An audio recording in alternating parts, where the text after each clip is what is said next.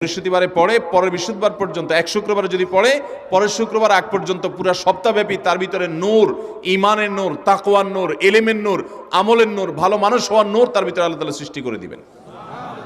এই জন্য জুমার দিন সূরা কাহফ পড়বো তো ইনশাআল্লাহ। আলহামদুলিল্লাহ ভাই, আপনাদেরকে যে আমলগুলো করছি এগুলো আমি আমার পরিবার সদস্য, পরিচিত, সহকর্মী, আমি চেষ্টা করি সবাইকে স্মরণ করানোর এবং আমল করার চেষ্টা করি।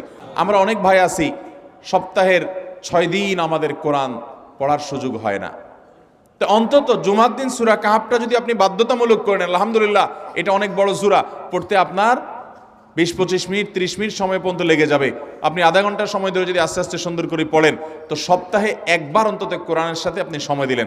আরেকটা সুসংবাদ শুনেন, সূরা কাহফ যদি কেউ মুখস্থ করে, তেলাওয়াত করে নিয়মিত, বিশেষ করে সূরা কাহফের প্রথম 10টা আয়াত যদি কেউ মুখস্থ করে, নবী করিম সাল্লাল্লাহু আলাইহি সাল্লাম বলেছেন কিয়ামতের আগে দাজ্জালের যে ফিতনা আসবে